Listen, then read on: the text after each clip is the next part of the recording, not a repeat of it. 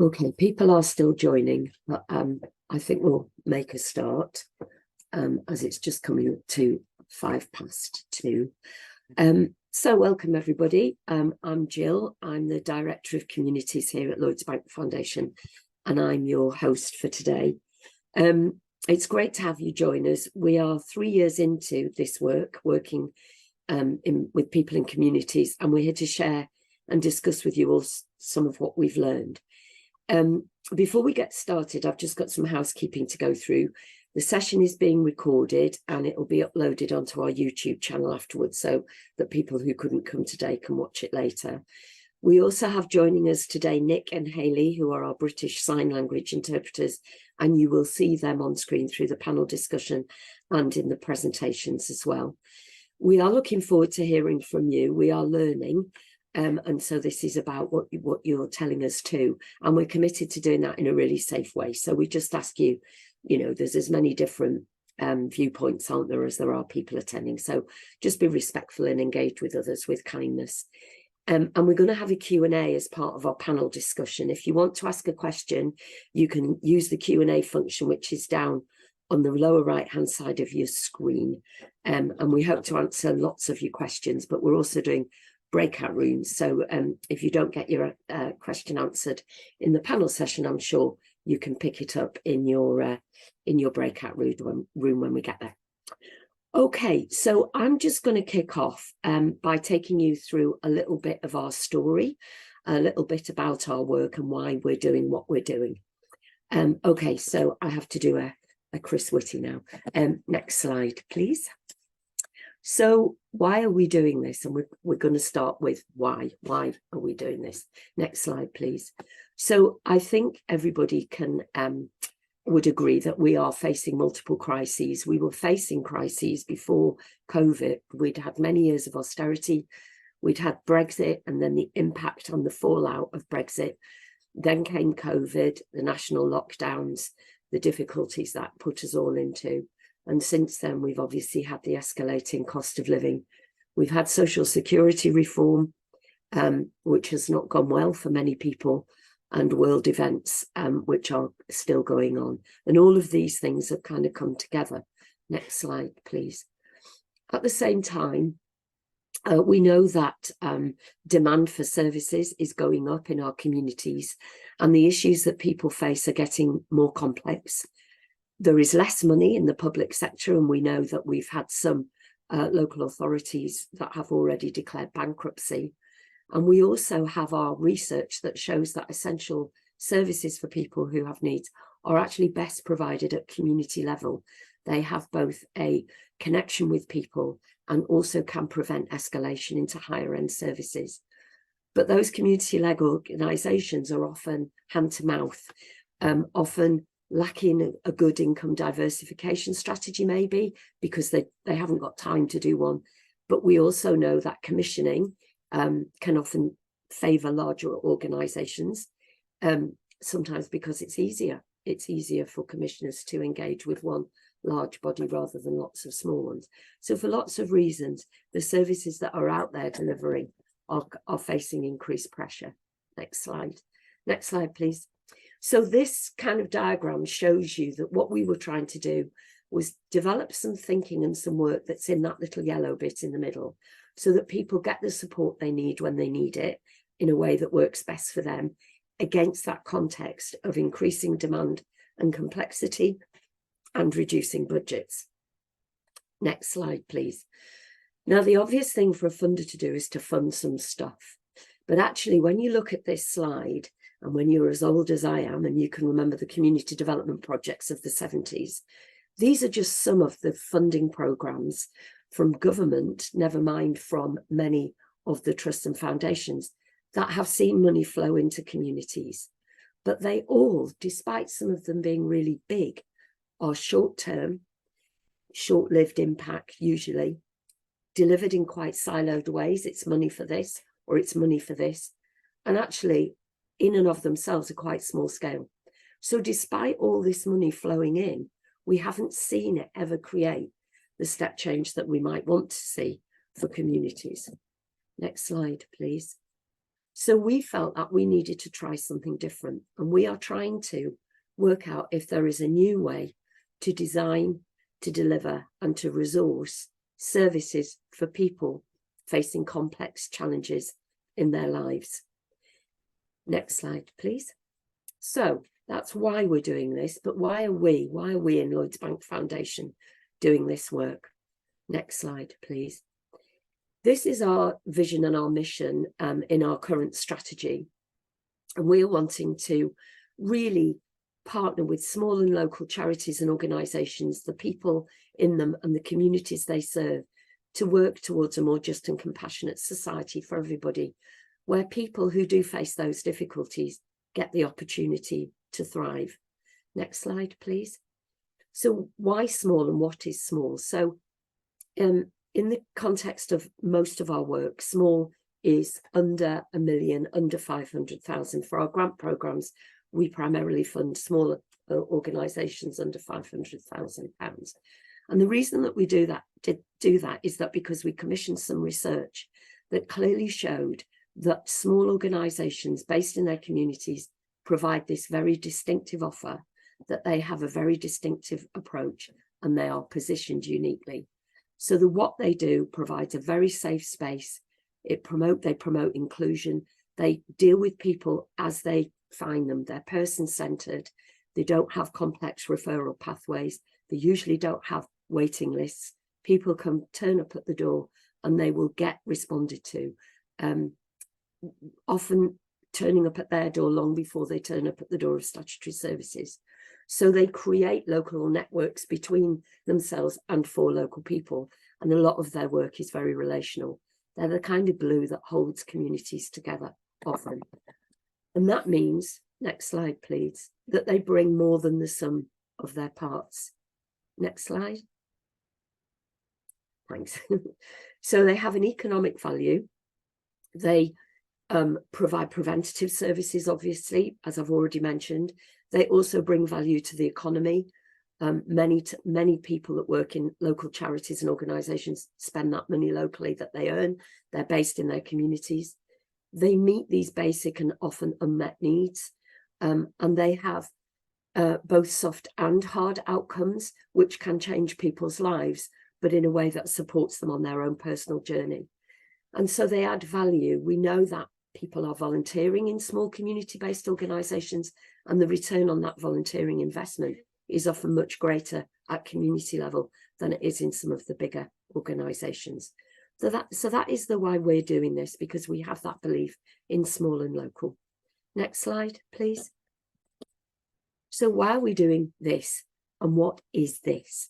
Next slide, please. So what we did, we started in 2018, and we started to think, how can we do this work to explore and facilitate these new ways of designing and resourcing local services, with the aim of bringing people together in a different way that will strengthen those small community-based organisations, because we know that they work well, so that they are there for the long term to provide the support to those people facing complex issues, and they get what they need, and that they're there when they need it and in the ways that work best for them.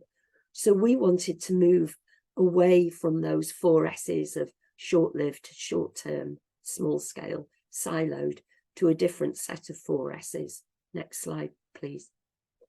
So we think this is about changing the system locally. System change is a term that's used a lot, and it can mean quite small things and it can mean huge things. For us, it's about getting people in a locality to work together as equals to create a new way of thinking. And we think there are 3 elements to help us do that: situated engagement, sustained engagement, and social engagement. I'm just going to talk a little bit about each one. So the first one, next slide, please, is social engagement.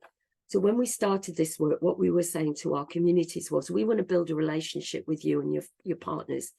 And we felt that doing it face-to-face was really important, that we could then get into what is tacit, what is known, and what is explicit, as well as what is unknown. Of course, we started this work just as COVID was hitting, so we had to retreat from that, but we are now back in our communities regularly, working alongside our partners there. We also felt it needed to involve people who use the services as well as the people who deliver them.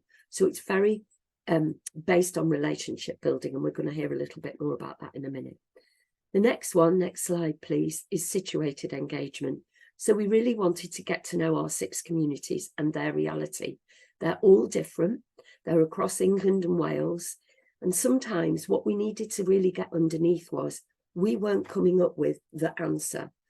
Sometimes funders get excited by scaling up or scaling across.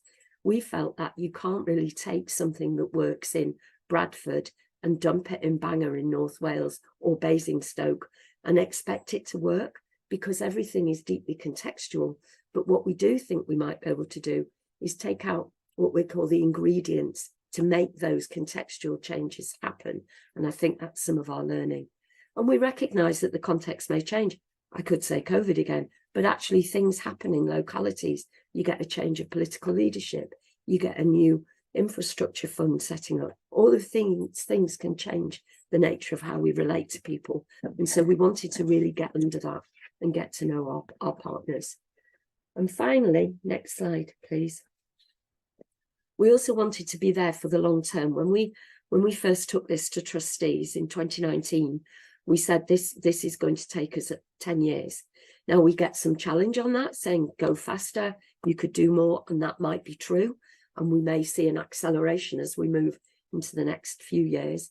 But we also wanted to make sure that we would work with people, invest in those places, support some quick wins, support some small changes that may be made, and see how together they can build up to making the system shift. And that was really important, that we built trust with people, that we had time for reflection, and that we could respond to issues as they arise in our places. And all of those things, we think, might add up to, next slide, system change, where we think as a system, we think as a whole, we think about behaviour, and we think about everybody.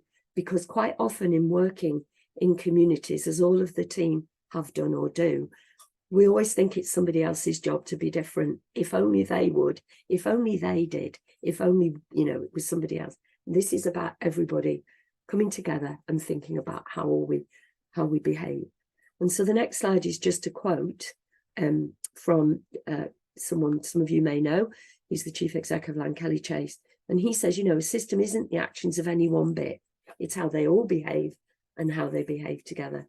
And just to finish off, I'm just going to give you a little example of, really simple example, last slide please, of how this works in practice. So in North Cumbria, there is a relatively new hospital, and like hospitals do, it needed a cafe for patients and for visitors and for staff.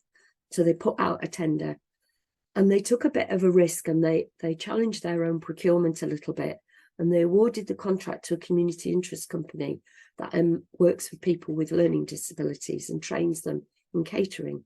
So what we ended up with in North Cumbria was a cafe in a hospital, nothing new in that, but one which invests in the people who live there locally, invest in people with learning disabilities, involve them in developing and designing the cafe, and which meant that they are employed, which in turn means that they will probably use statutory services less, therefore releasing some money back into the system. It's not a big example, it's not changed the whole world, but it's a really good example of how we can just think a little bit differently by thinking sometimes outside the boxes that we've got ourselves in.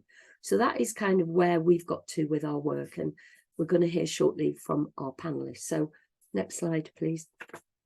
Thank you for listening. You can join this discussion online using the hashtag local change. But I'd now like to introduce you to our panel. So somebody's going to do some magic and wizardry, I think. And we will see our panel. Yeah, can we end the presentation? Perfect. Thank you.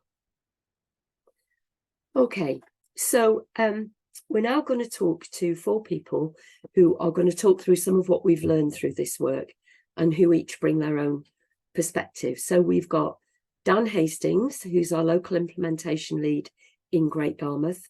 one of our 6 places. We've got Harriet Balance, who is our People and Communities lead, who leads this work within the foundation. We've then got Pauline Mack, who is the founder and CEO of Yellow Ribbon, an organisation that provides support for people on release from prison. She was one of the first contacts as part of the People and Communities work in Telford and Wrekin.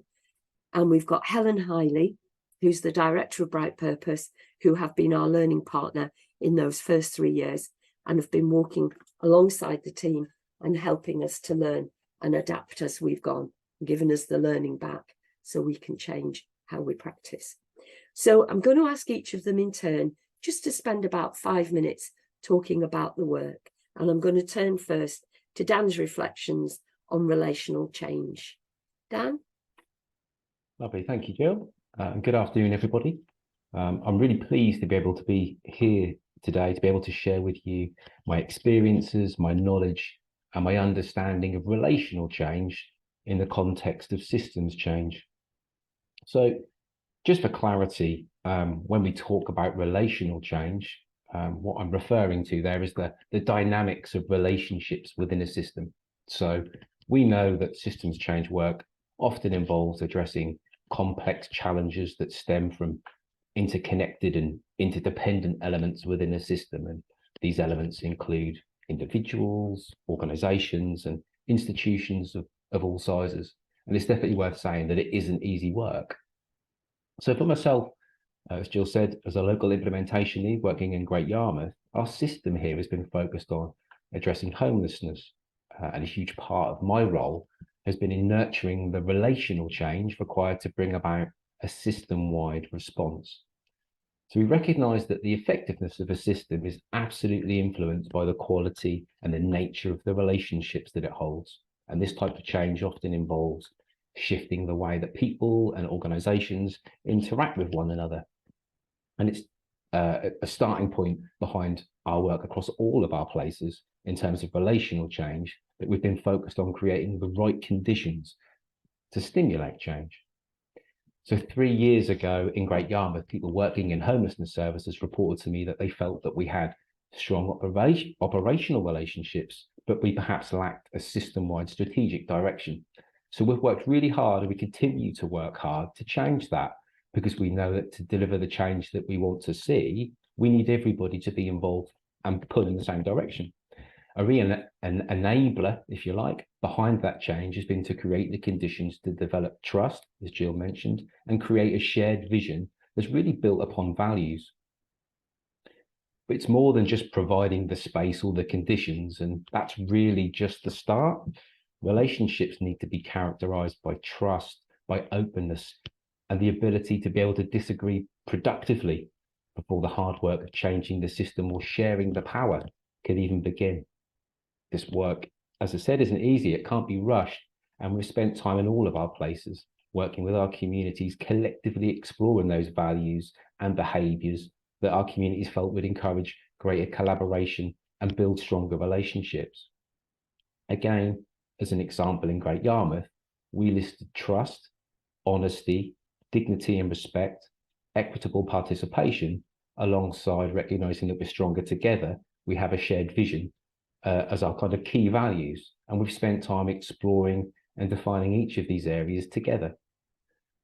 However, a values-based approach can sometimes feel countercultural for some, as people are so often used to the norms that govern behaviours. But it's been a real key for us to challenge those deeply ingrained cultural elements. I've actually found that once you have the values-based conversation with people, it makes absolute sense. I mean, after all, why wouldn't you want to work or live in a culture that supports trust, honesty, and dignity? There's a wonderful quote in the learning report that says, "We've all worked here and known each other for years, but we've never come together like this before." So learning tells us that it's key to encourage a culture of collaboration and cooperation rather than competition. And this is often involved creating structures or processes that support collective problem solving. There's clear evidence across all of our places and the importance of bringing people together over a common theme. Once again, in Great Yarmouth, I've been able to bring people and organisations together to develop and carry out a shared piece of research that really focuses on developing our understanding of how homelessness looks and feels by listening to the experiences of those who have been homeless. And that grounding human voiced experience has provided us with that common ground to begin to solve problems together, but of course underpinned by our agreed values. So it's also key to recognise and work at levelling out those power imbalances. And this has involved empowering marginalised voices, promoting inclusive decision-making processes, and working to promote a culture where power can be distributed more equitably. It's been rewarding for me personally to work alongside a group of people who have lived experience of homelessness in Great Yarmouth, bring them together with service professionals to design and deliver pieces of work. They said that, and I quote, "We're a bunch of homeless people in a room full of professionals, but we feel like equals." But again, for many professionals working in the system, this can feel like a new or different concept. And it's because they're so often used to designing and delivering services themselves, because that's the way they've always done things. So for some, we recognise that it can feel like a loss of power to be part of that relational change. But it's these spaces that we've created, the principles that we've developed that have strengthened those connections and those networks within the systems within all of our places. We've laid the foundations really to build our future work and relationships, but no doubt there will be many harder conversations to come, but we feel like we've begun to break the surface and make some progress. Throughout all of this is to consider how we are distributing ownership, building local leadership for the work, and for it to become self-sustaining. As I said earlier, it isn't easy, but already we've seen pockets of self-stimulated collaborative working as organisations work together on co-financing opportunities and exploring longer-term ambitions together, such as alternative models of housing. So I hope that this and our learning more broadly will provide useful insight for others to learn from our work, as I feel that the approach gives a hope for a new way of working for communities and to help them unlock their potential for the future. That's me. Thank you. Thanks, Dan. Thank you. Okay, I'm now going to ask Harriet to step in and talk to us a little bit about local ownership and systems change work. Harriet? Thanks, Jill. Hi, everybody. So I'm going to start off by talking about local ownership, which is one of the kind of lessons that's come through in the learning report. And the way that this is kind of manifested itself is with our work, obviously right back at the beginning, as Jill was saying, just pre-COVID, we instigated this work, and we instigated it for a good reason, to address those challenges that Jill was describing in her presentation. But we know that it can't all be the Foundation's agenda.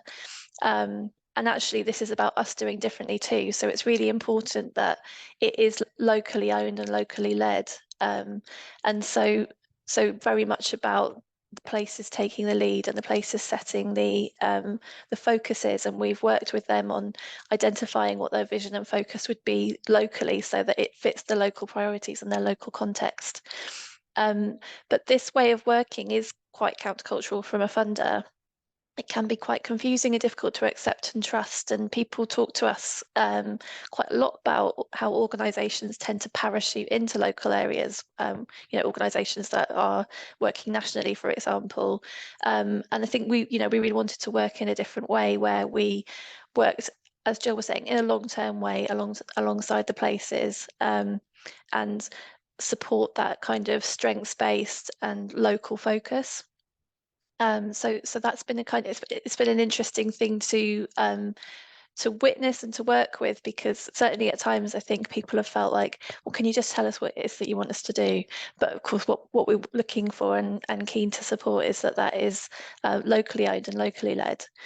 And so certainly for us as a team and with the local implementation leads, we've had to have a really relentless focus on dispersed ownership and leadership. And as Dan was saying, that thing of building local leadership in Great Yarmouth. And we've had this phrase of sort of giving back the work, because the temptation is for people to look to us or to the local implementation leads to set the direction. And because it's hard and we're in complex, unclear territory and trying to do new work and find new ways of working, that sort of tendency to look to us to sort of, can you do it for us or work it out what the next step is? And it's but we've very much been kind of focusing on how we kind of all work that out together. And one of the metaphors that Brightpurpose has used with us as a team, as our learning partner, was about shining the torch at our feet as we set out on this really new and, you know, exciting but complex piece of work, so we would know where to step next. And I think, you know, that metaphor has kind of transferred to us as a team with the communities as well. So can we, as they're finding their way to setting up new ways of working and doing things, can we shine the torch at their feet as well, and kind of help people see where to go next. And obviously, running through all of this, power is a huge factor. We have lots of power as a funder, and so there's a question about how much power we should deploy and how we explore our role in relation to working with the communities. You know, we are out neutral brokers, sometimes outsiders as well, so sometimes able to ask the questions that other people maybe are not able to. Or one of the things that's been really clear coming through in the work and in the learning report is that ability as an outside organisation sometimes to point out issues or start conversations that might be hard for others to do. And we've all within the team had experience of working in local organisations in local areas and know how difficult it can be to tackle some of those local dynamics. So there's been something for us about learning about how we understand and think about our role. And there's another kind of metaphor that's come through in that is there's something about holding up the mirror. You know, this is what we're seeing. Does that seem right? And that can both be about things that are difficult or challenging and trying to instigate those different conversations, but also actually about positive things as well. Sometimes, you know, recognizing strengths and sort of seeing possibilities. So that's all from me. Do stick any questions you've got in the chat, but thanks very much, and I'm going to hand back to Jill. Thanks, Harriet. Okay, now I'm going to hand over to Pauline, and we're going to hear from Pauline a little bit on her perspectives on the role of money drawn from her experience working in Telford and Wrekin. Hello, Jill, and everyone. I'm really excited about this whole project that Lloyd have embarked upon, and was very lucky to be contacted about 5 years ago by Jill just to knock this idea. Would Telford be interested in this? And my background is looking at use of resources across whole areas and transformation. And so I've been a performance specialist. I've looked at the money side and the change side. So this opportunity to be involved in Telford's work and see how we can unlock resources by having a clear vision together and really coming, you know, as Dan said, looking at relationships, all about relationship, it's all about ownership, as Harriet said, but it's all about unlocking resources to release the strengths in the community and amongst all the different partners, all the different players. And it's not so much about the money, because money is sort of seemingly not used terribly well. And one of the key things that you find is that very clearly defined commissioned projects require a lot of bureaucracy and accountability to ensure that the money is used well. And so on a recent contract we had about 40% of our time just based on compliance and getting monthly returns in, rather than money spent on the front line, on the real difference with fragile people who need that support. So, you know, one of the key points is that funding packages can be a distraction. It can change what you put your effort, your time in, and they're sort of run their own story, so to speak. But bringing people together to go, what's in your hand? What Daniel was sharing is that in his community, people knew each other, and they probably had a nice coffee together, meetings, talked about things, but no deep change happened. But sort of building on relationship and sharing resources, looking at what do you have in your hands, and being honest and transparent about what your weaknesses are and what another's strengths are, so that you can build and work together to release what's needed for change. And so the other thing is that, there have been ways that the government have recognised this in things like troubled families, where it's recognised that complex issues happen to the same people. This whole thing is about people and communities, but place. On one side of the street, you will have, you can have people living longer, doing well. On another side of the street, you can have, mental health issues, inequality, staying away from school. All these sorts of things happen to the same people. So then we really need to put our resources together to look at the deeper issues. What is at the root of our issues? And in Telford, we've picked something really quite challenging to look at, and that's about sort of unlocking potential. And what we've looked at, and it's been a wonderfully interesting opportunity to look at the tree and its root system, and look at, well, on the obvious bit is the tree, but underneath the tree, there's all these roots and all these reasons behind people's lack of aspiration. And it's the same with resources. So there's so many hidden resources. And I think going on a deeper, longer journey, we're looking at trying to tackle the problem of things being siloed, trying to release resources across a holistic issue, and looking at the long-term and lasting change, which requires a lot more deeper thinking to move through it. So we're collaborating on values rather than money, and the need to be generous, to be open and honest about our strengths, what we can share, and where we need help to tackle barriers and blockages.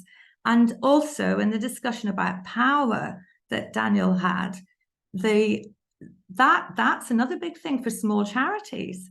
We might get more of an honest voice from our clients, people with complex needs, and we have to advocate with them, speak truth to power sometimes to see their potential be unlocked. But so do we within this system change, with the public sector organisations and charities and funders coming together.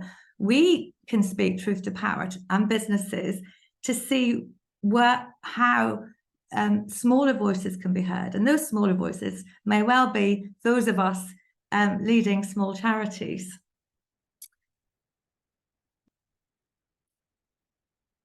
So one very quick example is a way of that there is more than enough resources, is how just soft skills are lacking in some of our young people to get work.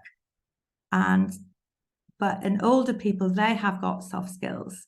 But how often do we look at putting together the physical needs of older people with the soft skill needs of younger people? Just there are so many ways we can think out of the box to release resources. And looking forward to questions. Thank you. Thanks, Pauline. Okay, so finally, before we head into questions, Helen Highley from Brightpurpose is going to describe what we think are some of the key factors to balance to enable system change. Helen? Thanks, Jill, and hi, everybody. Great to be here.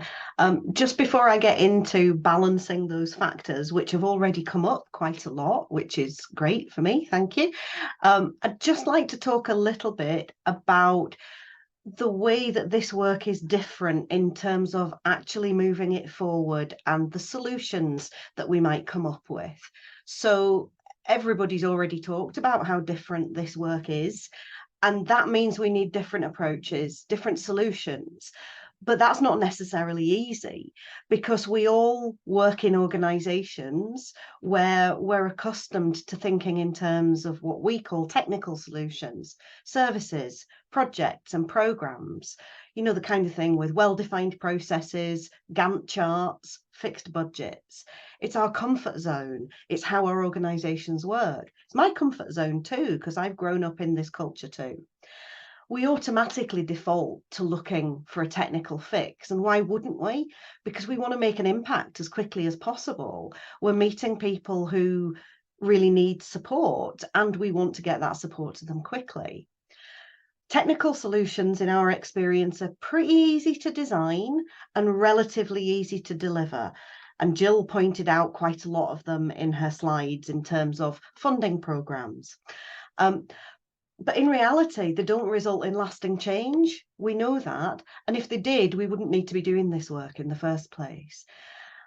And what we found is that partners in the 6 communities and in the foundation team know that their ambitions need new solutions, and that the answers don't lie in project programmes and services. They know they need to take risks and try new things, and some of those might fail. But if they want to address the challenges they've identified, that's what they'll need to do. But knowing it and doing it are 2 really different things. And we can be tempted to revert back to our comfort zone, sometimes even unconsciously. And as communities are coming up with and agreeing the areas they want to focus on, we have seen some cases where people have reverted back to project thinking. Maybe it's a quick win, but it might not be moving you in the right direction. That was probably inevitable, given that it's how we're all used to working. But it's crucial to resist the allure of these technical solutions and remind ourselves that they haven't got us where we want to go in the past. So why would they now? The local implementation leads like Dan and the foundation team have a key role here in encouraging local partners to stay ambitious and innovative, and remind them that if it looks like a project or a service, it's probably not the answer. But there's also something about us all developing the confidence and the skills to work differently and to keep our attention on the long-term vision, even when the short-term pressures are really high. So that's technical solutions and resisting them. Let me now move on to the factors that Jill mentioned about keeping in balance. I'll just quickly check. Are most people familiar with the story of Goldilocks and the 3 bears? Essentially, Goldilocks breaks into the 3 bears' house in the forest. She's hungry, she's tired, so she tries all their porridge and all their beds, and found that in both cases there was one that was just right. Not too hot or cold, not too big or small, just right. And we found 4 factors in this work where there's a balancing act to get these just right too. So the first one is power, where it sits, how it's used and how it's shared. Harriet gave a great example of how the foundation have been thinking about their power, and perhaps sometimes choosing not to use their power for fear of interfering in local work and dynamics. But there's something about finding the balance to be able to deploy their power for the good of the work without being heavy-handed, and supporting others and modelling how we share power. The next one is about certainty, and this has been and is very uncertain work. We didn't know where we were going. We do know some of the steps now, but it's still shaping and evolving, and not everyone works effectively in a context of uncertainty. It can be really difficult for some people. So how do we make that uncertainty and abstraction psychologically manageable for everybody? The next one is pace. Go too fast and you lose people. Go too slow and you lose momentum. It's fair to say that probably the local implementation leads and the team felt that they were going too slow, but often it felt right in the communities because everyone in the community had busy priorities and day jobs as well. And finally, the shape. So this is really experimental work. And so it's not possible to define the shape fully, but people need something to imagine and something to shoot for. And 3 years in, there's more shape than there was on day one. We know now some of the components of making change happen, those ingredients that Jill talked about, and that helps people feel clearer about where they're going. With all 4 of these Goldilocks factors, as we've been talking about them, just right looks different in different places and at different times. It's not a nail it, one and done. One of the real skills of this work is holding each of those factors in a dynamic balance. Thanks, Jill. Thank you. Thanks, Helen, and thanks to all of you on the panel. Okay, we are going to move to questions now. So if you have any questions, if you want to put them in the Q&A, please do. In good old children's television style, though, we already have some that we collected earlier. So Dan, in a minute, I'm going to come to you with the question about if you were starting again now, knowing what we've learned, what might you do differently? But Harriet, could I come to you first and just ask, one of the things that sometimes gets in the way for us is we're so deeply connected to the work, we sometimes can't see the wood for the trees. And I just wondered what you could talk about, how we've learned about how to deal with that a little bit. Yeah, thanks, Jill. Yeah, it's really true. And I think with the level of complexity and attention we're giving to things, it can sometimes feel really like you're just immersed in it. You can't see the big picture very easily. And a concept that we've found really useful in that is this concept of the balcony and the dance floor, which is something that came through in some work we did around adaptive leadership, which if people haven't come across it, it's been a really useful framework for thinking about this work. But essentially it's that if you're on the dance floor and you're dancing, you can see the people near you, you know, you can dance with a couple of other people, but you can't necessarily see the big picture. Whereas if you get up onto the balcony, you can look down and you can see what's happening, and you can see who's dancing with who and who's not actually dancing at all, you know. And so this practice of thinking about how to step out of the situation and try to look across, and to do that with somebody else as well, so you can kind of talk through and think about what you're seeing, is really helpful. So I think for us, building that into what we're doing, it's been really important. Okay, thanks. So Dan, if you were starting again and hearing and being part of what we've learned, would you do it anything differently? I mean, that's a fantastic question. And I think that I probably wouldn't change anything at all, if I'm honest. I think we need to be realistic about, you know, the size, the complexity of the work. You know, it's built upon relationships, and we're doing that all the time against an ever-changing social, environmental, and economic backdrop, like you mentioned in the slides that you used at the top. If we think about all the factors that we've gone through, we started this work in Great Yarmouth during the pandemic. We were bringing people together to develop those values and try and achieve that shared vision and set that ambition during really, really difficult circumstances for people. And you know, we've come a long way. And as I said in my presentation, we've got some much harder work to come. But looking back at what we've done, there isn't anything I think that I would have done different. If anything, I find myself in a position sort of 2.5, 3 years down the line now, where I've got a great deal of learning that I think sets us up well to know what works, to be able to apply things in the future. Okay, great, thank you. Okay, we've got a question come in, really good question. It says collaboration, cooperation, and collective problem solving was mentioned. To what extent is this important for funders? And should different foundations be collaborating and aligning their values and vision? Before I hand that over, I'm just going to say a couple of things on it myself. One is that at a local level in our 6 communities, we are involving other funders. So we're trying to get them to align to this work and to collaborate with us in our 6 places. I think your question, though, is a really interesting one about funders at a national level, and how do trusts and foundations with different missions, visions, restrictions come together.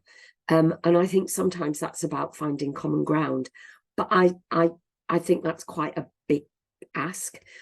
We as a funder do collaborate with other funders, but this work at a local level is much more about bringing everybody together and seeing everybody as a funder, including health, universities, businesses, as well as local authorities, trusts and foundations. But I wonder, Pauline, given that you were talking about the role of money, whether you have a view on how funders might collaborate, cooperate, and collectively problem solve together.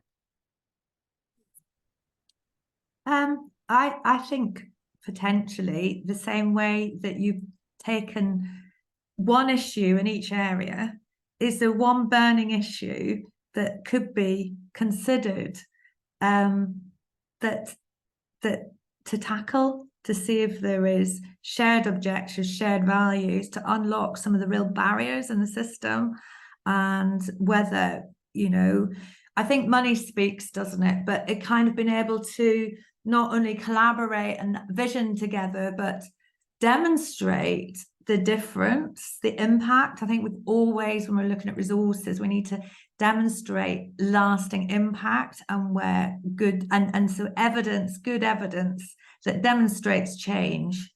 Value for money. Value for money is the key, but strong, wonderful impact and stories. But maybe taking one or two big burning issues that's on the public's heart. That was the other thing. Is there a way of engaging the public in this journey?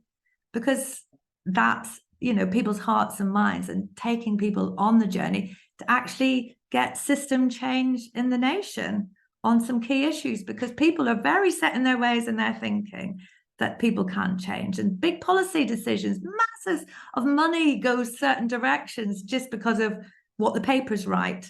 So there's a big communications exercise as well in this. Thank you. That's great. We've got a great question here, which I'd just like to preface by saying we get things wrong all the time, by the way. But the question is, how do you know when something has worked? And would you share with us any failures or disappointments? Part of me wants to say, how long have you got? Helen Highley, maybe you could help us answer that one, because you have been with us on these 3 years and seen us as we've walked 2 steps forward and 3 steps backwards sometimes, working with our partners. Yeah, sure. Okay.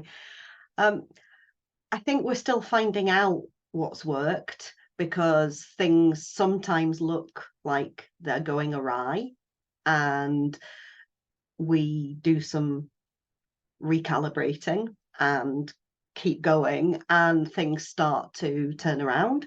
And I think the proof eventually is going to be in what changes for local people. But the reality is that you're innovating, and it would be a miracle if everything went well. The trick in this, I think, is to be keeping a really close eye on what's happening and testing out whether it feels right, or whether actually it's starting to have some unintended consequences. So a really close, it's not monitoring, it's keeping a weather eye on what's going on. I'm not going to pick failures or disappointments on behalf of the team. I'm sure you've all got them. I think my job and my team's job is to highlight when things maybe haven't gone as was originally intended, and say, so what did we plan? What happened? And why was there a difference? And is that okay? Or do we need to do something differently as a result? Because we set off in a direction, and Jill's talked about all the things that have happened since the team started working. And some of this is contextual, and some of it is you try a conversation and it doesn't land. One of the big challenges has been communication in terms of describing this work to other people.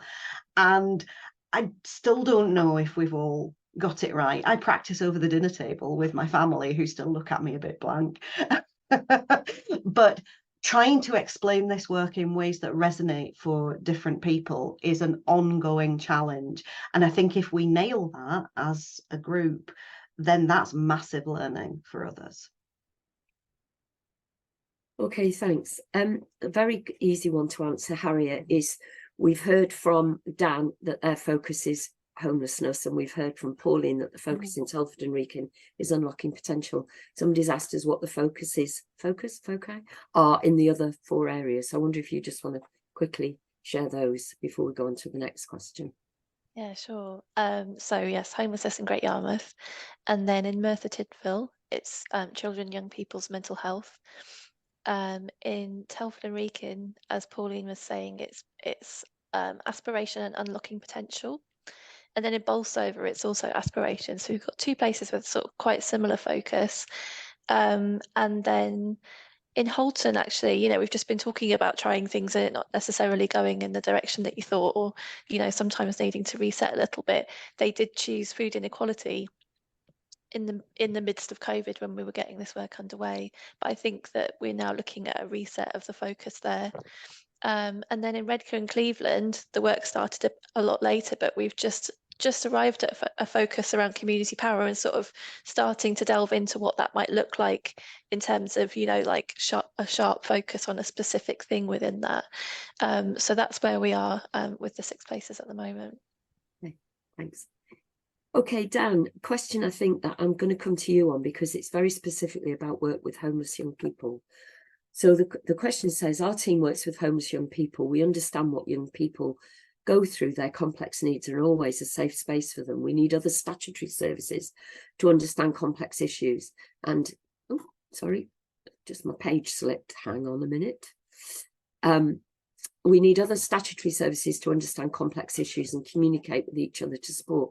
So I want to know how us working differently would bring social change and what we can do to aid that. I can see the change happening in young people's lives, but not in society or other services. So I wondered, Dan, if you could just reflect a little bit on what you might have seen in Great Yarmouth around this. Yeah, again, great question. I think there's absolutely something in this work about, as I said, relationships, but there's also something about what Pauline mentioned, which is kind of finding that synergy between everybody's aspiration. You know, public sector organisations and statutory bodies will often design projects and you know, deliver pieces of work in a very classic way. And I think there's absolutely something about being able to have a conversation with them and influencing change. I've found personally that it isn't necessarily easy to tell them what they should be doing and what you'd like them to do. It's much more about maybe being able to lead the way or demonstrate or influence through successful pieces of work that either have happened elsewhere in your own communities or have happened elsewhere across the UK. But as I said, I think a lot of it comes back to being able to find that middle ground. Everybody wants to pull in the same direction. Services aren't designed to fail. I'm absolutely convinced of that. Just being able to find that common ground and move things forward together. Okay, lovely, thank you. Next question. It says, how is the programme different from things like Sure Start and Troubled Families approaches, which were also about working together to tackle complex issues? Is it about power sitting at a different level? Pauline, you mentioned Troubled Families, so I wondered if you had a perspective on that question. I would have loved to have been involved in Troubled Families work. And previously in my audit commission days, I did work with the Director of Children's Services about those funding streams that are going into Sure Start, and the way he put all the funding together to work in a place really inspired me. And I think Troubled Families had a great opportunity to do that. But sadly, the governance, the overall assessment and inspection wasn't in there to put integrity into how this was done and the learning from it. So great idea, not so wonderfully implemented and ditched. But the concept is great. And I think for me, the concept isn't dissimilar. So the question is this about power sitting at different levels? And I think this is about getting everybody to agree what the approach is. Both Sure Start and Troubled Families were imposed. They were central government programmes. And I agree. you know, thought Troubled Families was great, but then I was involved with it. So I would say that. But I think this is about bringing people together to collectively agree what that should be. So the power sits at community level, I think. Okay, we've got some more questions that we're not going to have time to get through because we're going to stop for a break. But by all means, pick them up in the breakout rooms that we've had afterwards. Just one really interesting question. It says, following your reflections and learnings, what do you hope will happen next? How will this learning be shared wider or be used to lobby policy change? And what are your aspirations for the future of funding and your relationship with places? So I'm not quite sure who that's targeted at, because it sounds like it's targeted at us a little bit. So maybe I'll just have a go at quickly saying, I think for us, our aspiration is to continue to support our 6 places and look at how we can share the learning more widely so other people can try things like this too. And to a large extent, this work is happening anyway in other places. People may have heard the work that's happened in Preston. People may have heard about the Wigan deal. These are all similar but different variations on getting people to work together differently. I think for us as a funder, we do already work in different ways with other funders. And I think it is changing how we fund. So we have recently launched a couple of months ago a grant program funding collaborations rather than individual organisations, which is a bit of a change for us, and that links back to our role as trying to influence the context within which charities and other small organisations operate. So it is kind of beginning to impact on the way that we think about how we fund and our relationship with other funders.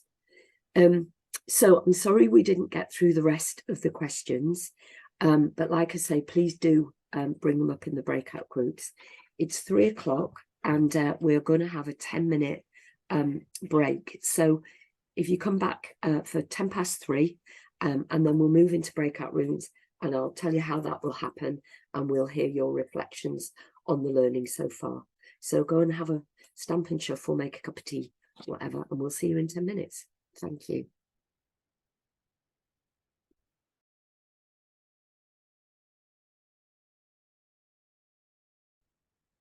Sorry, we're going to move into breakout rooms now because we want to hear from you on your experiences of this type of work and also your reflections on this work and our learning and any thoughts you have about it.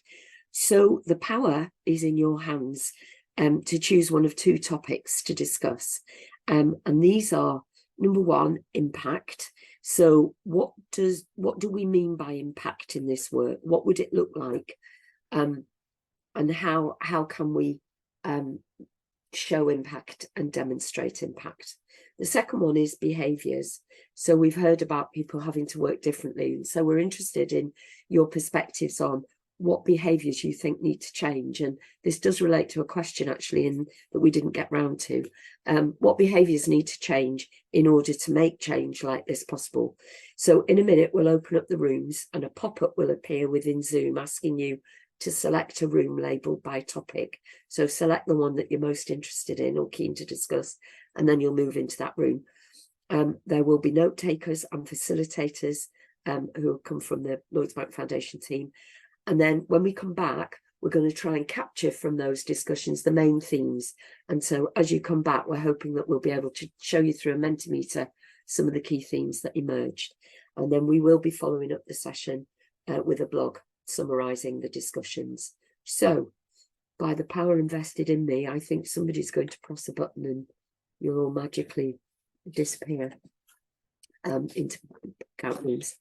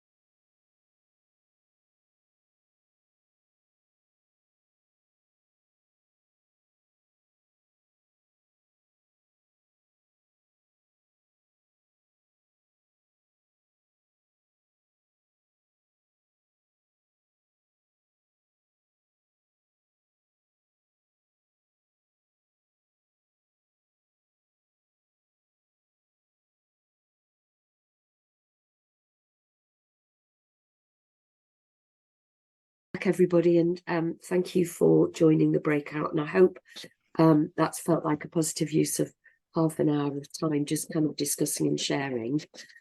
I'm going to round off today's session by just sharing a little bit with you about what's coming next and how you can stay in touch where we're at. So our developmental evaluation is focused on 3 strategic learning questions. The first one is, what does it take to work in a different way with communities and support them to change their corner of the world? The second one is, what works and what doesn't when working in this different way? And the third one is, what difference does it make when we work together with communities like this to support change?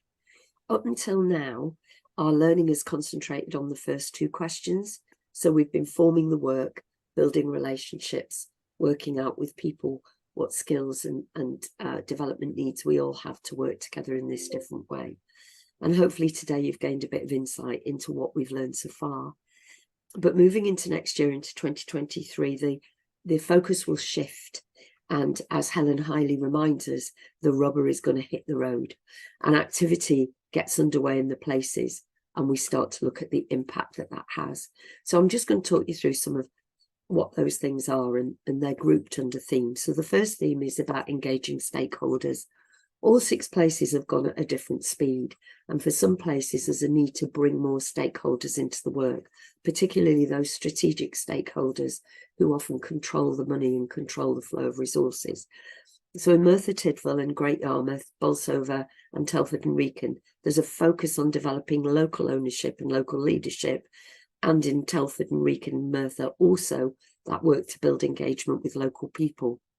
In Halton, the work is slightly different in they're focusing on local leaders and particularly around health, including the newly formed integrated care boards. I say newly formed, they're not that new, are they now? So that's kind of work going on to get that more local ownership leadership from the bottom up, from local people and service users, but also from strategic people with power and resources. The second theme is defining the change they want to see. So that will include in Merthyr Tydfil partners co-creating a vision around what it is they want to really improve around their theme of young people, children and young people's mental health. Whereas a group of local residents working with Anne, our local implementation lead there, have been working as community champions, community connectors to really connect and find out, hanging around the shopping centre, hanging around, finding out what people want. In Redcar and Cleveland, we've been hearing about partners we had a bit of a reset in Redcar and Cleveland. We had to pause the work, but we're starting now, and the rubber will hit the road next year, and getting people together to really think about citizen and community power and what that means, and how the community and citizen power can contribute to shaping those services that are needed for people. And then back to Halton and the way that they're developing local leadership around health, that will be around moving to action on collective action to tackle health inequalities in Halton. In Bolsover, the work is building on some early work I'll talk about in a minute about a positive language guide, but really needing to define the short and the long-term changes that they want to see there around their raising aspiration. In the next heading, it's about planning action and moving from talking to working out how people will act together, how they will act differently. I was just chatting to someone about one of the struggles they've got is around people have signed up to do something different, but now they're not getting what they wanted. They're questioning the validity of doing different. And that's really hard, and working out how you'll tackle difference and what approaches work well. So thinking about how we can give people the skills and the confidence to tackle difficult conversations, because sometimes they can be. So there's going to be planned activity in Merthyr Tydfil, like I say, on improving mental health support for specific groups of young people. And there's now a young people's group forming in Telford and Wrekin to plan how to influence more accessible approaches to education and employment. And partners in Redcar and Cleveland have come together several times to really think about people with complex and challenging needs. How do communities and people work together to create them? Our final theme is that thing around taking action together, convening people, bringing people together, and that's one of the roles that we have as the foundation.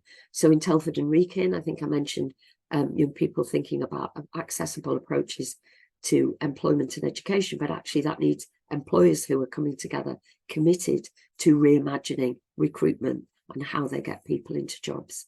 In Great Yarmouth, Dan's work with the Homelessness Alliance will be focusing on collaborating to deliver the key activities they've agreed in their 15-year vision to tackle homelessness and create services that homeless people say are the ones that are needed. And similarly, that lived experience will focus using service design, which is one of the methodologies that we are using to design and redesign the current services so they better meet the needs of people. And I mentioned in Bolsover, one of the things that Bolsover feels is that often people talk about their place in a very negative, deficit way. So partners have come together to create what they're calling a positive language guide to really get people to start talking about Bolsover in a positive way. And we hope that that will be of use to other places too. And so my final point about our places is connecting them across the places and learning from each other and what they're doing. So next year, we're going to be doing some work to bring them together around equity, diversity and inclusion.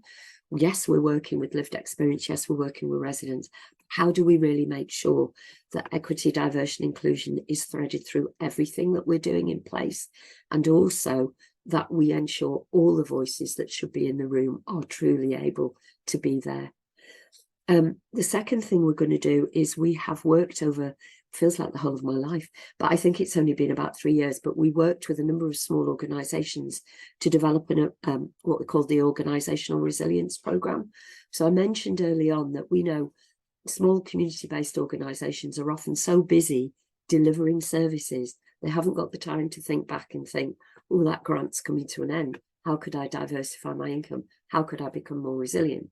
And the reality is they can't become more resilient on their own because it needs those strategic partners with resources to work differently and think differently about how they commission or how they grant give or how they make things happen in their locality.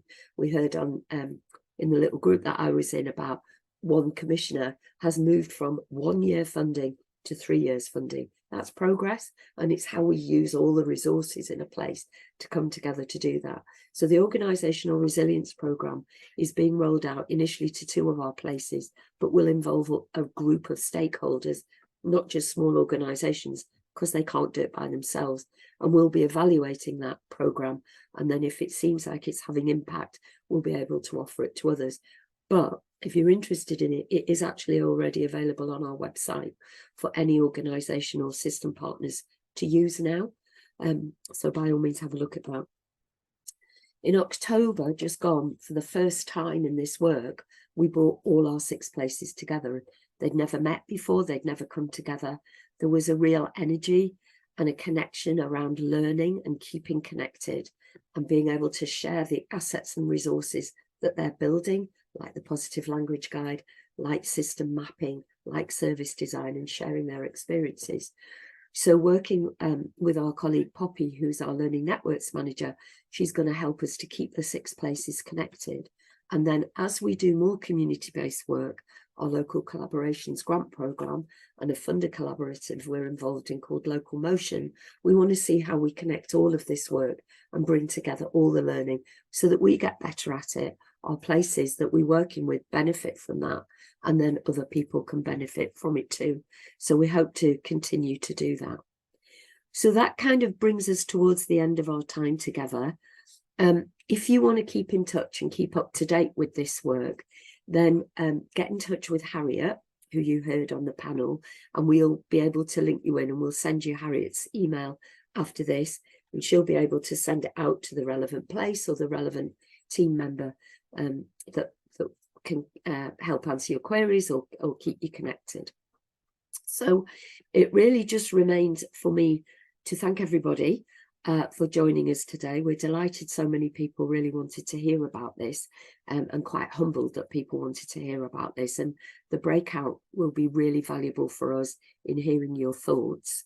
As I said, we're going to be producing a blog, writing up the breakout group discussions. So look out for that. So I want to thank Nick and Hayley, our British Sign Language interpreters, for their work helping us make this accessible. The 4 panelists, Harriet, Helen, Pauline and Dan, for their time.